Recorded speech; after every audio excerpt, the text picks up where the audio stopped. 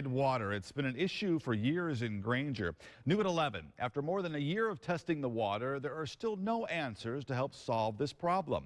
WSBT-22's Heather Black sat in on a meeting tonight with the St. Joseph Health Department to find out what's being done. Heather?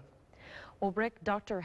Ron Hellenthal, the biologist that's been working alongside those with the Drinking Water Protection Program, says finding a solution has been difficult, but he says people are drinking water contaminated from their own septic systems and septic systems of others.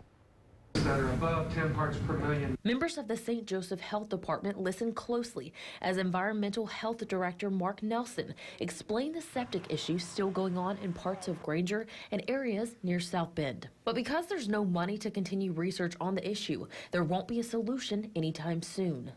We know things have kind of slowed down right now due to lack of funding, lack of staff to be able to proceed with the program. Previous tests show traces of DEET, nitrogen, and prescription drugs in the drinking water.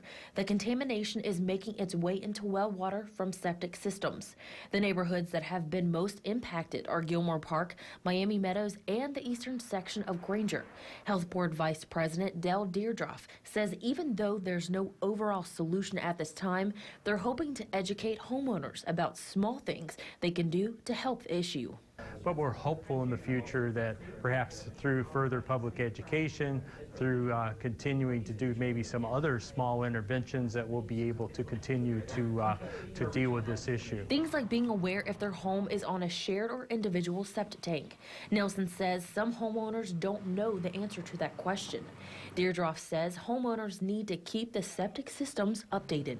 The real issue is that once you're aware you have a system, is you need to be maintaining that system. And I really think that's where the public education piece comes in, is maintaining that sewer system, septic system that they have in order to, number one, protect their own well water, and number two, protect the well water of their neighbors. And the group says requiring certain regulations for taking care of septic tanks are hard because every home is different when it comes to the depth of the tank and what soil is on the property. Now, in recent meetings, they've said some short-term solutions could involve putting risers on septic tanks, digging wells deeper, and not having septic tanks go as deep. And Rick, they've also said in the past that while there are traces of contamination, the water is safe to drink unless you're pregnant or have a child under 4 months old. Heather,